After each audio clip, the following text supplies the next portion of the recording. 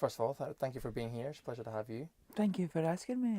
For those who don't know, Cheryl is currently a managing director and resident DJ at KA Radio. She's heralded as the voice of new music.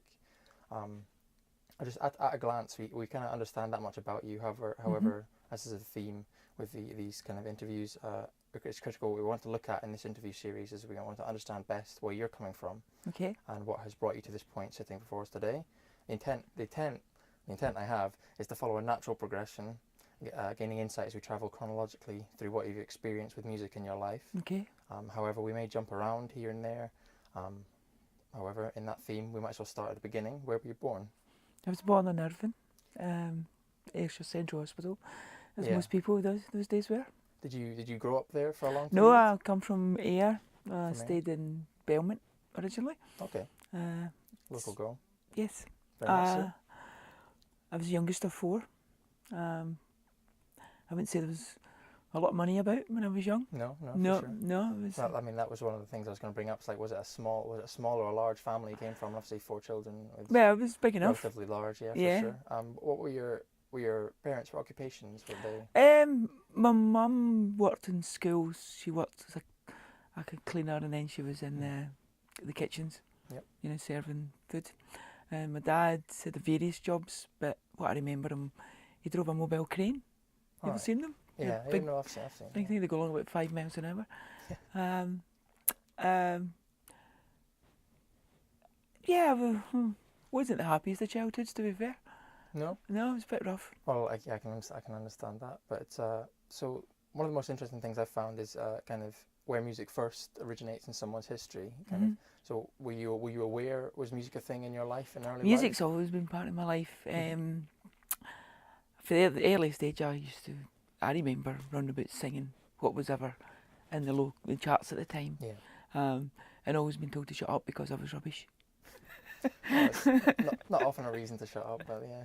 Yeah, I think I was influenced the early days by my 2 older sisters, and they were very much into pop. Yep. You know, what was in the charts at the time, and I look back and think, wow, I wasn't aware of anything out with that field. You know, as a young Yeah. child, I thought that was it. Yeah. It wasn't until I got much older, into my teens, that I realised there was a whole world of Yeah. better music out there than what was the charts. You do tend to see, and speaking personally, you see from the natural progression of kind of a closed family unit when you're younger, into your peers when you get into your teens, stuff like that, and everything Yeah. expands. Obviously, were your parents interested in music at all? Were they? Yes, they were, and they both. I remember very young getting taken to like family days at clubs and stuff, and they were around there at the time, and they would always get up and sing. I suppose it was years before karaoke, Yeah. so there would be someone on an organ probably, and they would be singing. I think my mum more influenced me. She was into like Nat King Cole, people Right, like this, yeah. you know, the old crooners and stuff, and that kind of still stuck with me, to be fair. Though at the time I hated it, as Yeah. most kids. Oh, it's rubbish. No, yeah. I Yeah, mean, you grow up to really you look appreciate. back and you yeah. think it's been quite an important part. Uh-huh. Obviously you've mentioned it's kind of you're influenced by your sisters, but was music present in your household as much, or was there places to go to see live music or things like that, or was it? Well, you're talking like primary school age and stuff. No, it just what I remember. My sister had my oldest sister, who was a wee bit older than me. She had a portable record player. She used to fold up and take around with her, and she had loads of albums and stuff in it. That always fascinated me, and it was kind of passed down the line as everything was. And I finally got it when I was maybe, I don't know, 13 or something. I loved it. It was so cool. That was what I was going to move on to, is kind of what medium was the first music you heard played on? Because obviously today a lot of ours is either probably starting in CD for people my age, or people say go straight to digital, nothing else nowadays. So yeah, I don't know if it is that age thing, but there's nothing better than a bit of vinyl. There's that. Do you know at the beginning you put? I don't know if you've experienced it. No, yeah. Oh yeah, you put the needle on and there's a just before it starts. Well, To digital age people think, oh, there's noise, but no, it was a prelude to something's good's going to happen here. Yeah, something about the experience of the Yes. whole thing as opposed to just listening to them for the sake of listening. Well, I've now got like at the studio, we've got 180,000 tracks or something. Mm-hmm. But you know, it feels as if they've nothing. They're all there, the music's there, it's very crisp and clean. There's nothing to hold, there's nothing to... When you bought an LP, you'd maybe a double gatefold, and then there's this big disc you'd have to be careful with. And you felt as if you owned something. Now, MP3s, easy come, easy go, I think. Do you think the value of that is in the fact that you have a physical copy, or do you think it's about the music? It was it was a bit of both. When the artwork on an LP, the artwork was still there when it went to CD, but it was like tiny, this wee size.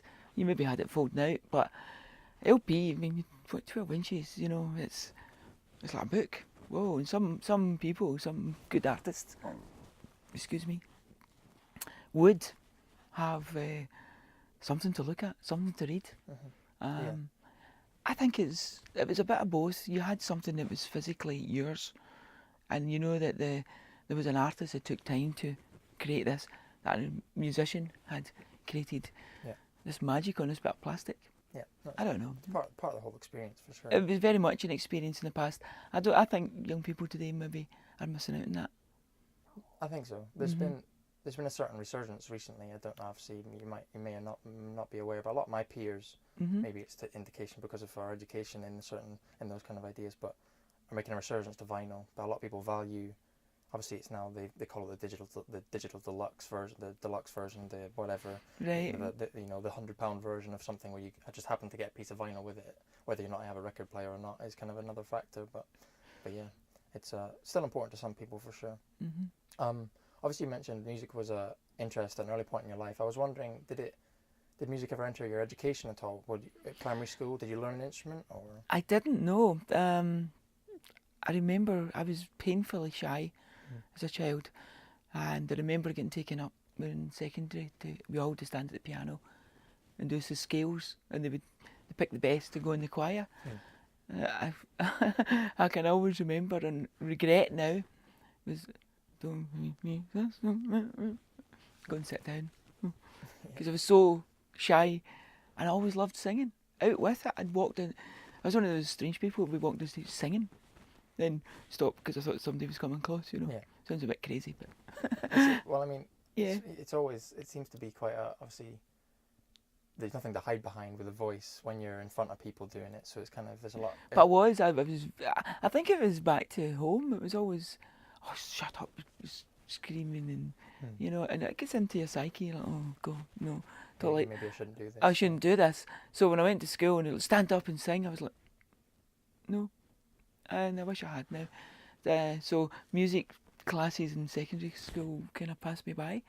It wasn't until I left school that I started getting out clubs, and I was introduced to a whole world of music and rock music I'd never heard, or I wasn't aware of. Probably heard it, but I wasn't aware of. And I just kind of wow. And since then, I think I've been a royal discovery. I always find new music wherever I go, and now obviously it's my job. Yeah. Well, best case scenario. Yeah. Obviously, you mentioned a couple of factors in there. One I'm quite interested in is the fact that obviously you mentioned live music particularly is a very big part of what you do now with obviously sourcing bands, finding bands. What was that like in your earlier life? Perhaps was there a time I was more like a follower, if you like, going to gigs. Never ever thought I'd see a day when I was putting on gigs myself and finding new music. That just didn't enter my psyche on those days. But I loved music. I loved all kinds of music. I still do. When the world opened, it was like, wow, there's blues. Oh, there's rock. There's even I got like a good pop song. I mean, there's nothing wrong with a very well put together pop song. Sure. I think there's a bit of snobbery. A lot of people in that. Oh, it's pop. We're not going to touch it. But it's pop for a reason because it's designed to be appealing. Yes. Yeah. So some of it is. Yeah. And some of it is for sure. Yeah. I was wondering. a very important thing in my life, I know, speaking personally, is Mhm. certain people when you're growing up, whether it be teachers or in my case, music teachers, music tuition. Was there anyone that was there that influenced you heavily, do you think? Do you think it was your family? Obviously, you In mentioned your sisters. yeah, in music, you mean? Yeah. Um, hmm. See, yeah, my sisters influenced me, but I look back and think not in a good way Hmm? because they were very much into what was number one in the charts. Yeah. Though back in the day, probably charts had more eclectic feel about it. Now, I reckon for the last 20 years, it's just been dreadful. Hmm. What's in the charts, to be honest, with a few gems here and there, but it's very overproduced, over manufactured. The bad end of pop, Hmm. where I grew up in the 80s, where you had the whole new wave after punk. Had people Elvis Costello and Eurythmics, whole gamut of people who were talented Yep. and were in the charts as well. So I think about 86 it died for me. Hmm. Stock Aitken and Waterman came along and with a drum machine and Kylie Minogue. Well, yeah, they're very good at what they do, but unfortunately, if you don't enjoy what they do, it's a bit of a No, problem. no. Yeah. So, obviously, it's kind of a bit of a contrast to today in terms of influences, where Mhm. we can kind of get influences from just about anywhere.